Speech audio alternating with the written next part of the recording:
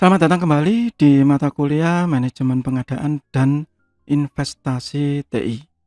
Kali ini kita ada di bab mengenai intangible asset. Bagi yang belum lihat bab-bab sebelumnya, silakan dicek di playlist. Di bagian-bagian sebelumnya saya sudah menjelaskan mengenai aset di TI ya.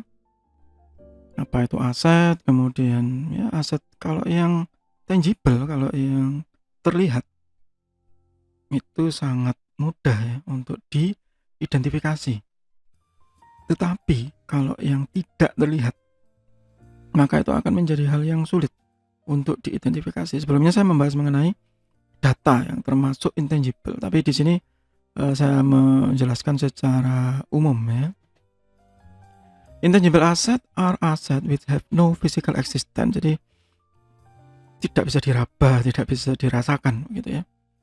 They are long lived, non-material right which may generate future revenue. Jadi ya namanya aset ya pasti harus ada revenue, ada benefit. Kalau nggak ada benefit berarti expense, pengeluaran. Nah, ada beberapa jenis intangible asset khususnya kalau di bidang TI yang biasanya berhubungan ya. Ada goodwill, ada research and development expenditure, jadi pengeluaran untuk riset ya. Jadi hasil risetnya, tapi yang tidak terlihat itu adalah pengeluaran yang dikeluarkan untuk penelitian tadi, untuk pengembangan. Jadi misalnya kalau programmer ya mencoba-coba, ayo kita pindah framework misalnya begitu. Misalnya Anda pakai web gitu ya, PHP misalnya sebelumnya pakai apa, pakai CodeIgniter, kemudian pindah ke Laravel gitu. Nah, pada saat sebelum pindah itu kan harus mencoba terlebih dulu, harus research, harus mencoba, harus pindah. Pada saat mencoba segala macam, kemudian mungkin mengambil course online, beli buku, itu termasuk intangible asset. Paten ya, copyright atau hak cipta, franchise, dan trademark. Kita akan coba bahas satu persatu ya. Nah, yang penting di intangible asset ini seperti yang di bab sebelumnya ya, data asset identification itu sulit untuk diukur ya. Jadi ini cannot be measured objectively and easily. Kalau di data asset saya sebut bahwa ini harusnya mengundang expert ya, yang bisa melakukan judgment. Some intangible assets such as goodwill do not have definite life and they are not capable of being amortized. Jadi karena nggak kelihatan, nggak bisa disusutkan ya. Karena usianya juga nggak kelihatan. Mungkin kalau hak cipta ya biasanya 70 tahun ya, atau paten itu juga ada usianya.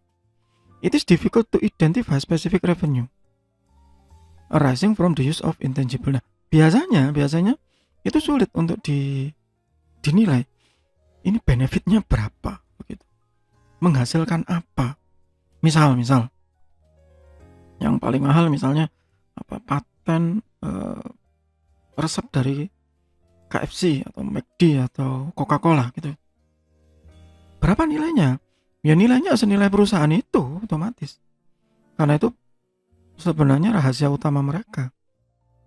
Ya, itu kalau yang kelihatan. Perusahaannya sudah terlihat besar maksudnya. Gimana kalau perusahaan yang kecil misalnya? Di dalamnya ada, kalau seperti di contoh saya sebelumnya, ada universitas misalnya.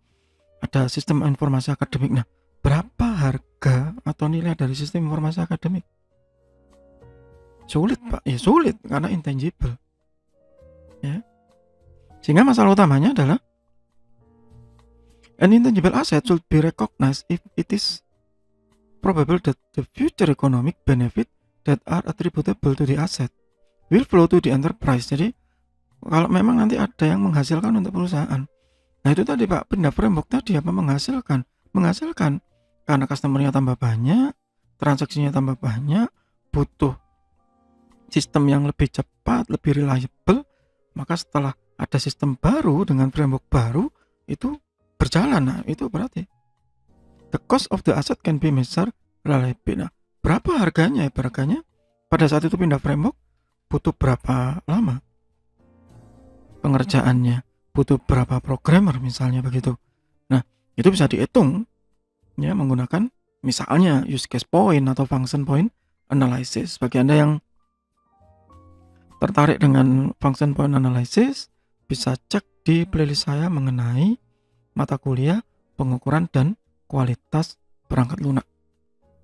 An intangible asset should be measured its initially at cost. Jadi pada saat awal itu sudah dipastikan bahwa ini intangible asset. Ya, sehingga the cost of an intangible asset comprises its purchase price, including all other expenditure.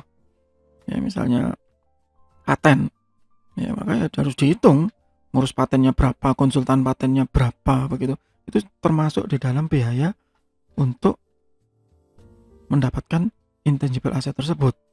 Ya, such as import duty, professional fee, ini tadi konsultan segala macam. Ya. Nah, yang pertama adalah goodwill. Goodwill is the difference between the value of a business as a whole and the aggregate of the fair value of its variable net asset. Kalau dihitung gitu ya, misalnya selling price as going concern, fair value of variable net asset. Atau paling sederhana, selling price di minus ya asset minus liabilities. Jadi harga jualnya berapa ya dikurangi dengan total asetnya. Misalnya ini saya jual nanti kira-kira produk ini, misalnya pabrik mie instan gitu ya, kira-kira kalau nanti saya punya rasa baru misalnya begitu, misalnya mie instan rasa sushi misalnya begitu, berapa ini kira-kira harganya, dikurangi dari aset segala macam, fair value segala macam, kemudian risetnya habis berapa untuk menghasilkan rasa sushi tadi, misalnya begitu.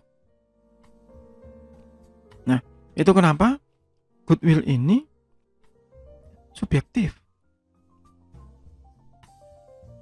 Ya tergantung yang menilai, siapa yang menilai enggak tahu gitu. Makanya yang paling benar ya undanglah pihak ketiga, expert judgment ya. Dan kalau dihitung dari kira-kira berapa profit yang dihasilkan dari hasil resep mie instan rasa sushi tadi, biasanya nggak dihitung ini sama perusahaan. Ya itu lain cerita, biasanya begitu. Atau super profit method, atau wah dengan adanya resep baru ini, dengan adanya rasa baru ini, maka penjualan kita naik 200% misalnya begitu. Ya, apakah itu harus dihitung? Seharusnya. Sayangnya ini jarang dihitung ya. Sangat-sangat jarang dihitung. Macam-macam goodwill ada inherent, purchase, dan negatif. Kita coba lihat satu-satu. Ada inherent. It is the goodwill developed by the business internally. Jadi yang di dalam ya. Over a long period in a certain trade, the business has developed many good relation. Therefore, the public estimate that the value of the business as a going concern is higher than the value of its net worth. Jadi misalnya ini distributor gitu ya, saya kasih contoh, atau balik lagi contoh yang sebelumnya, kampus, universitas. Jadi Universitas X misalnya begitu, atau karena saat ini saya ada di Universitas Macung, misalnya Universitas Macung ini memiliki banyak hubungan baik, misal contoh ya, hubungan baik dengan desa-desa sekitar Macung, Sumber Sekar ya, Karangbesuki, Ndau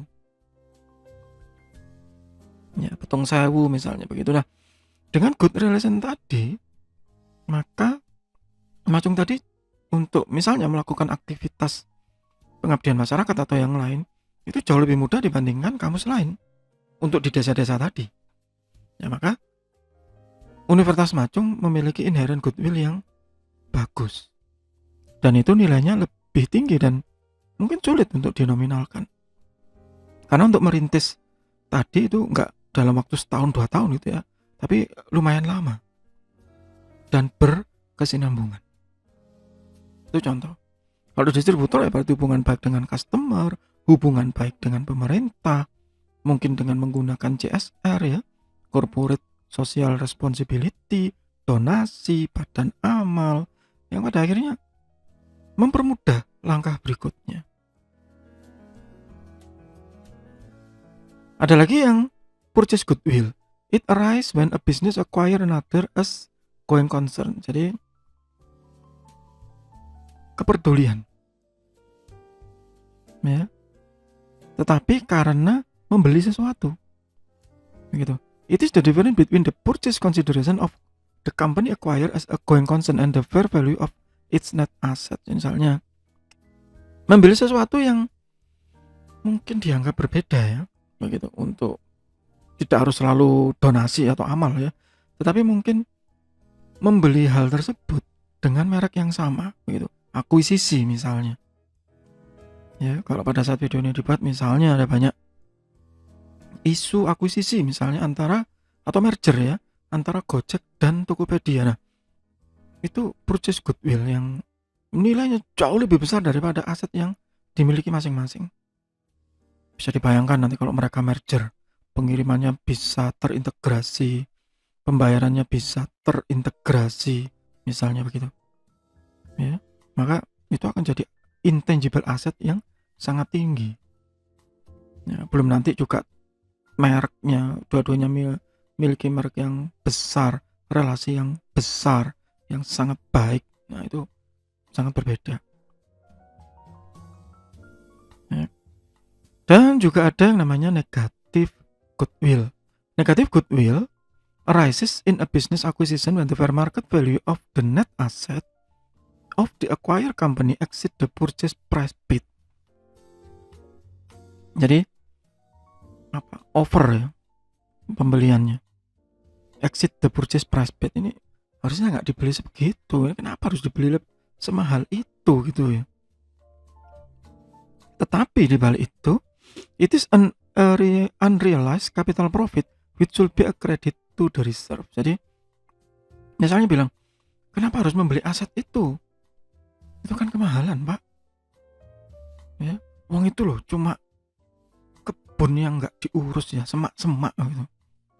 Kenapa harus dibeli semahal itu? Oh, tunggu dulu, ini nanti akan saya jadikan komplek real estate yang mewah. Dan itu, ya, developer yang sudah kaya raya biasanya triknya seperti itu. Nanti akan saya bangun jalan di sini, nanti akhirnya akan jadi hunian eksklusif di sini. Nah, itu negatif goodwill. Jadi seakan-akan jelek, tapi sebenarnya itu ada unrealized capital profit, ya, nggak kelihatan di awal, sehingga intangible, ya. Itu salah satu penjelasan dari goodwill. Oke, kita akan lanjutkan lagi di bagian kedua, masih di bab mengenai intangible asset, masih di mata kuliah manajemen pengadaan dan investasi TI. Semoga bermanfaat. Tetap sehat, tetap semangat. Terima kasih.